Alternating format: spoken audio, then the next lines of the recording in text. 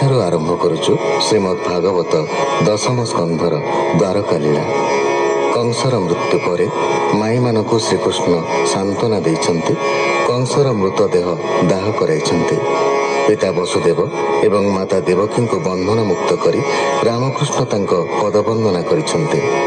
ମାୟା ବଳରେ ସେମାନଙ୍କ ଐଶ୍ୱର୍ଯ୍ୟ ଜ୍ଞାନ ଅପହରଣ କରି ନେଇଛନ୍ତି।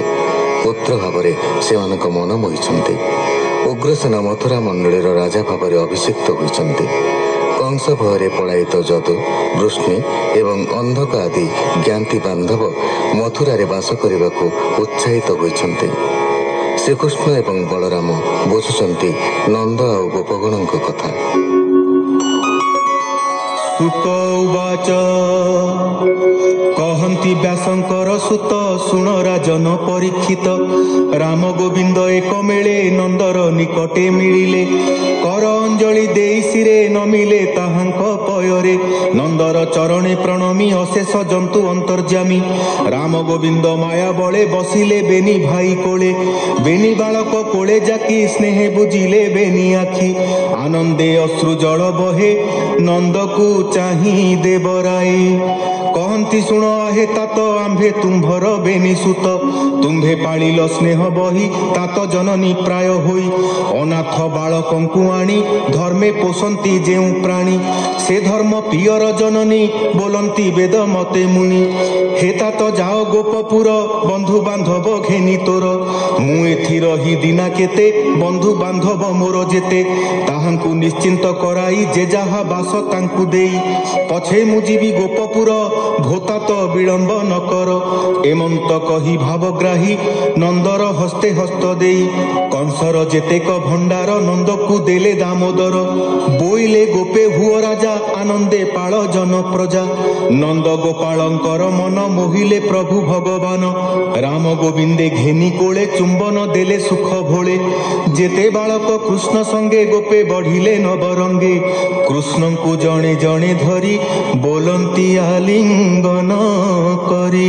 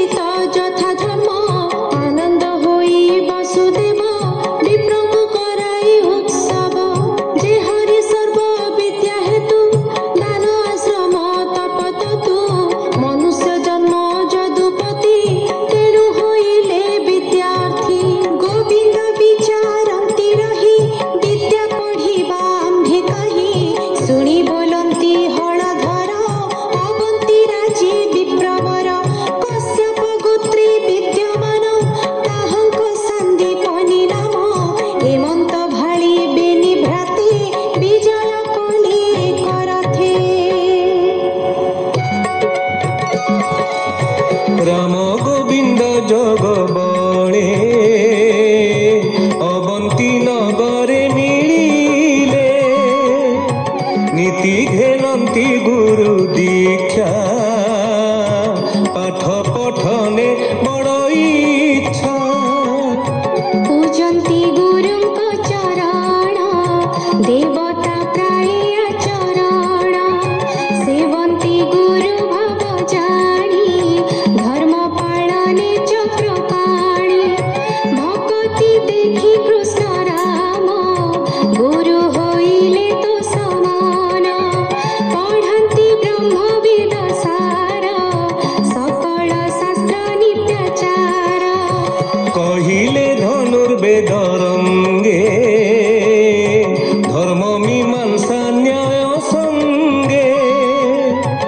उपाय दंड तर्क विधि जे राजनीति सर्वसिद्धि जे हरि सर्वशास्त्रमये कोटि ब्रह्मांड जर देहे गुरुंक मुख शुणी बेले सकल विद्या बहेले राम गोविंद मन तोषे चारि दिवस बिनिमासे पढ़ी सानंद बिनि भाई बोलंती सिरे कर दे विप्राज्ञा जेबे होई गुरु दक्षिणा आंभे देई पूजिबु तुम्भर पयर